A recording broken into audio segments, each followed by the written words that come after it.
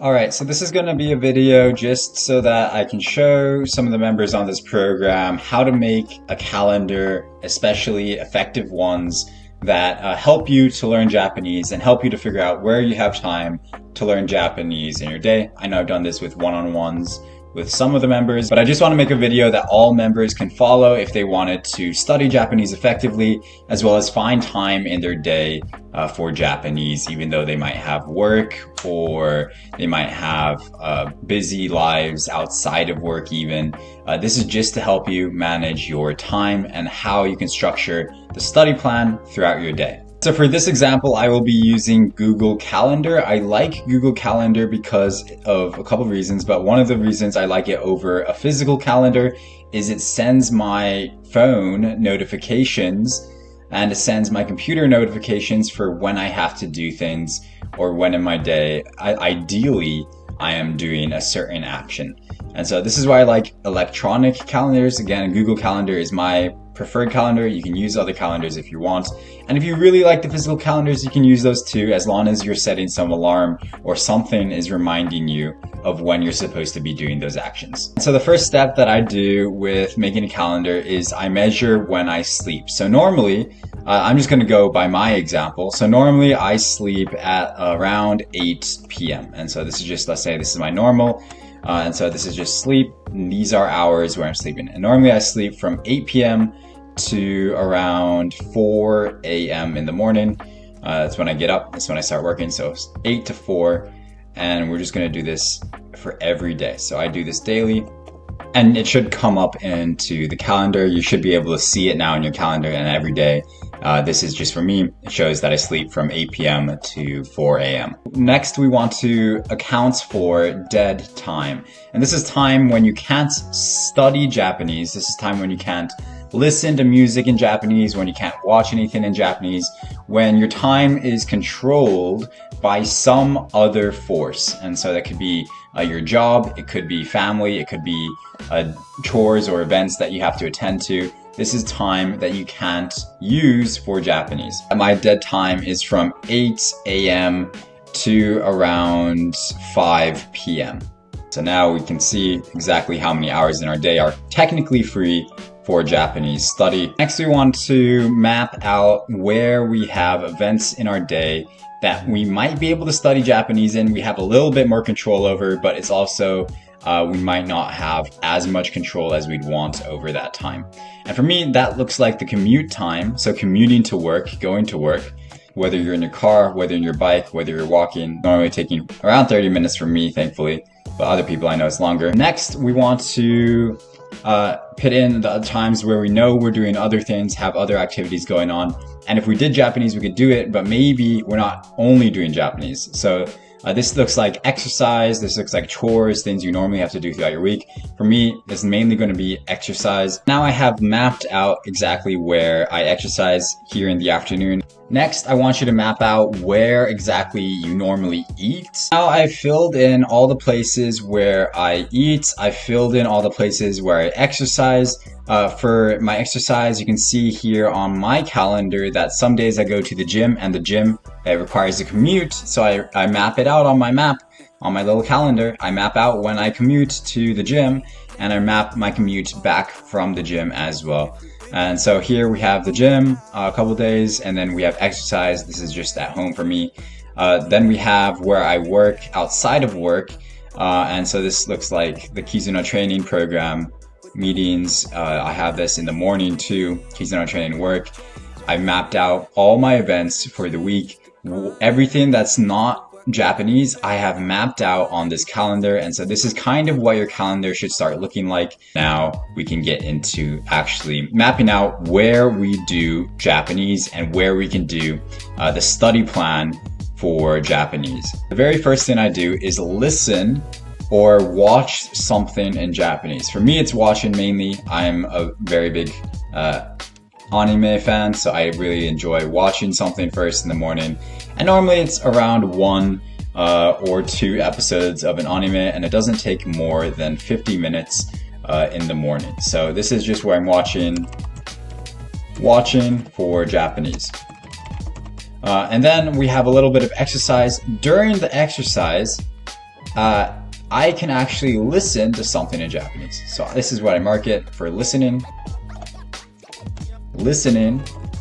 to a podcast or music in Japanese. And then obviously I have work, and so this is the Kizuna training program work. This is when I work on everybody's study plans as well as help design programs or doing trainings. And so this, sometimes I can fit in listening, sometimes I can fit in listening, other times I can't.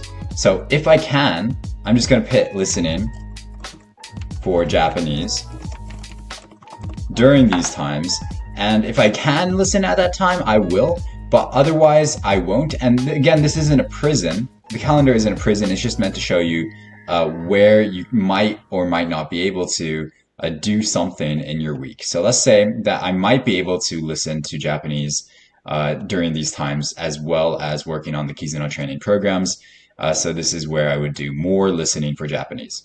This time is normally where I get ready for work. It's like right before work. I'm just trying to get ready and maybe get out the door for this time, taking a shower. And if you don't know exactly what to do in this time, well, what I do is more listening. So this is all listening for me. So I'm just going to drag this down a little bit. All of this time is spent listening for Japanese, either to podcasts or music. Now I'm going to fill in all the areas in my day where I feel like I can listen to Japanese.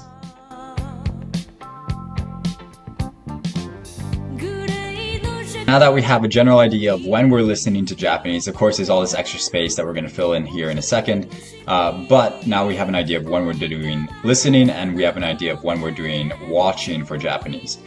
So now for the study and the flashcards, I can study in the middle of the day. In the morning, I also have a little bit of time after, just a little bit of time for studying flashcards in the morning. So flashcards, plus active study. Morning is pretty packed. Our morning is pretty done here. And the next thing we can do is fill out our afternoons. So I'm just going to go ahead and fill out the afternoons with all the times I'll be studying, reading, or watching Japanese.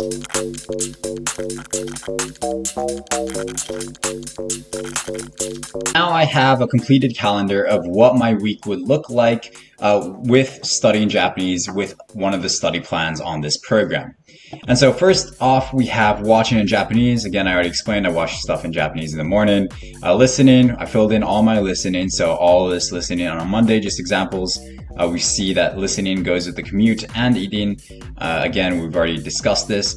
And then after that, every event or every action, I tried to limit to 30 minutes at a time. So if I had active study of grammar or words on my study plan, I would have it only for 30 minutes first, and then the next one would be reading Japanese for 30 minutes, speaking practice for 30 minutes, and then of course I have another event that comes up, so I can't do anything for the rest of that day.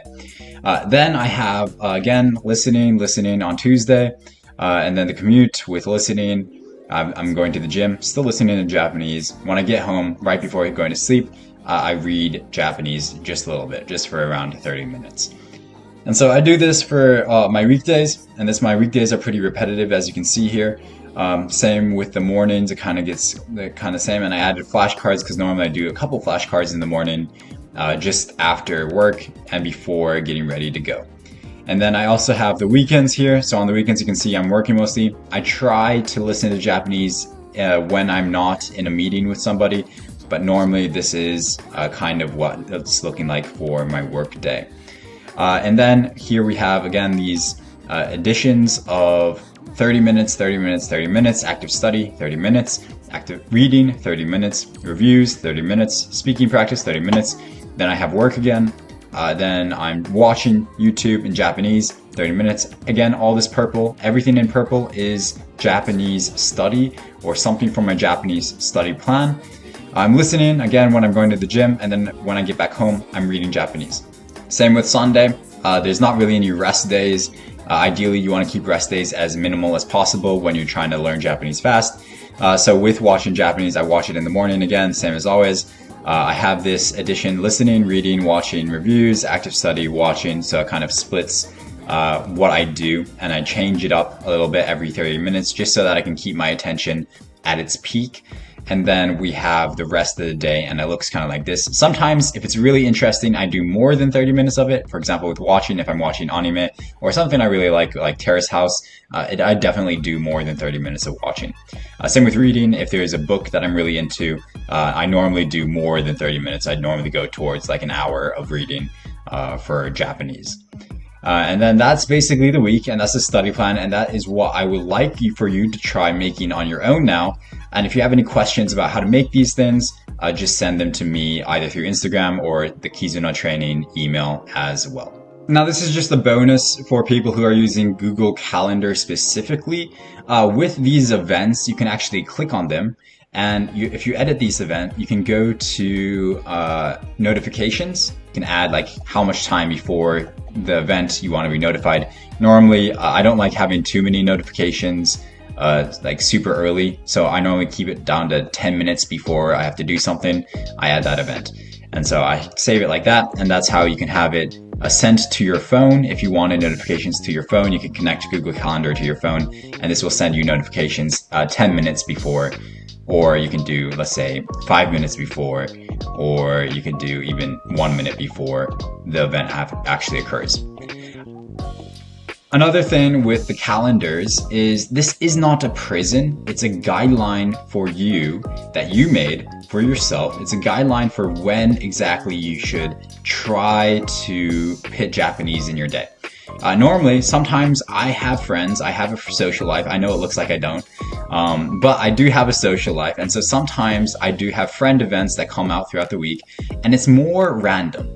And so the random events I don't account for in this calendar, but that's because if there is no random events in a week, let's say I have an eventless week, nobody invites me out anywhere, now I know exactly what I'm supposed to do with the time that I have. And if an event gets canceled on me, now I know, okay, well, I had this event on Saturday. Let's say this was a friend's event. And now all of a sudden they canceled on me. And so now I have a full free hour. And now I know I'm supposed to be doing active study and reading for Japanese. And so this is how you can keep your consistency. It's how you can keep learning Japanese, and it's how you can learn Japanese quickly and rapidly. And like any skill, spending the most time and effort that you can on it will only make you better at that skill. And of course, some people aren't as intense as I am, but this is just something to think about when you're making your calendar.